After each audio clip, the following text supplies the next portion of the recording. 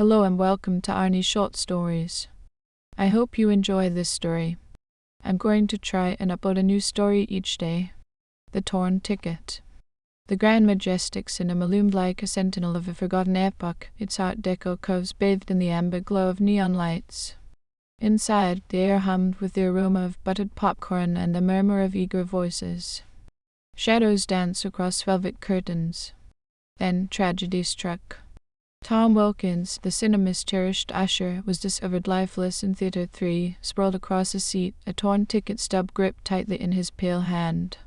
Detective Holly Arnold strode into the lobby with purpose. At 28, she defied the stereotype of the grizzled investigator, her youth a sharp contrast to the weight of her badge. Yet her eyes piercing, unyielding, missed nothing. She adjusted her glasses, knelt beside Tom's body, and studied the scene. The stub intrigued her most, ripped jaggedly, as if torn in haste or struggle.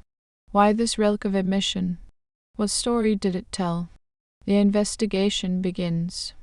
Holly's first stop was Mr. Harold Finch, the cinema manager. A stout man with a perpetual sheen of sweat on his brow, he fidgeted as he spoke. I don't know what happened. Tom was reliable, cheerful, never a problem. Holly pressed, her voice calm but edged with steel. No disputes, no odd behavior. Well, there was that private screening last week in Theatre 5. Some wealthy client rented it out. Tom worked it, but afterward, he seemed rattled. It rattled how? Quiet, distant.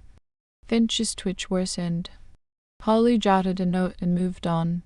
Next, Emily Carter, the concession stand worker, barely held back tears. Her petite frame trembled as she wiped her eyes with a napkin. Tom was so kind, helped me close up every night. I can't believe he's gone. Holly asked. Emily hesitated. He was worried. I overheard him on the phone once muttering about paying back money. I didn't ask, should've, maybe. Holly's mind ticked. A motive, perhaps. Then came old Joe, the projectionist. Gruff and weathered, he leaned on a cane, his scowl deepening as Holly approached. Tom was a nosy kid, always poking around my booth, asking about the reels, the films. They told him to mind his own business last night. Holly inquired. Upstairs, messing with my equipment. Said he was checking something. I kicked him out. Holly's instincts flared. What had Tom been after? Finally, Mrs. Abernathy, a silver-haired regular, clutched her purse as she spoke. Tom was a gentleman, saved me a front row seat every Tuesday, but lately he was distracted. Forgot my popcorn once a pattern emerged. Tom, once steady. The clue in the stub. Back at the crime scene, Holly examined the torn stub under a pocket flashlight. The print read The Shadow's Secret, a film from the private screening. Oddly, the date matched last week's event, not the current schedule. She pocketed it and headed to Theatre 5. The projector whirred as she screened the film alone. Shadows flickered across the screen, a tale of thieves and hidden loot. Then a glitch, a flash of white, too quick for most eyes. Holly paused the reel, rewound, and watched again. There it was, a subliminal frame, a string of numbers. Coordinates. A code? She scribbled them down, 43.12 minus 79.85. Her pulse quickened. This was no ordinary movie night. Unraveling the web. Holly dug deeper. The cinema's records showed the private screening was booked by a Mr. Grayson, a name that led nowhere, no address, no trace. Staff recalled a group of sharply dressed men, silent and stern, filing into Theatre 5 that night. Tom had been their usher. She returned to Joe. What did Tom find in your booth? He sighed, then limped to a cabinet and pulled out a dented film canister. This, found it after he died. Look inside. No reel, just a hollow compartment, and within, a glint of gold, an ancient coin, etched with symbols she didn't recognize. What is this? Stolen goods. They've been using the cinema to move artifacts. Smuggling ring. The Tom stumbled onto it. Holly demanded. Joe's eyes darkened. Because I'm not just a projectionist, been tracking these bastards for years, undercover. Tom was helping me. Holly stared. Old Joe an agent?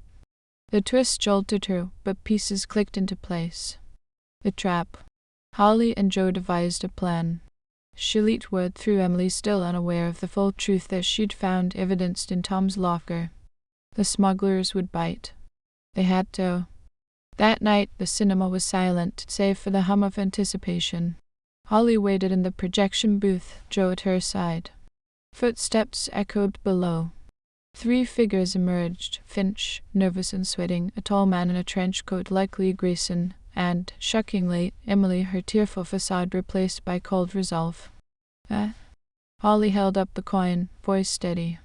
Finch lunged, but Joe was faster, came cracking against the manager's knee. Holly drew her gun. Move, and you're done. You don't know what you're meddling in. The girl, I know enough. Tom died because he found your little operation. Artifacts hidden in film cans moved through private screenings. Finch organized it. Emily distributed through the concession stand. You're the buyer. Emily spat. Tom was weak, wanted out, threatened to talk, so you silenced him. With a stub, he tore it in the struggle. The last clue. Back up, right on time. Resolution. As the smugglers were cuffed, Joe lit a cigarette. You're good, kid. Tom be proud. Holly nodded. It learned from the best. Apparently, the grand majestic cinema stood quiet once more. Holly walked into the night, the stub in her pocket a memento of her first big solve and a promise of more to come. Thank you for listening. I hope you enjoyed this story. Please don't forget to like, and even better, like and subscribe.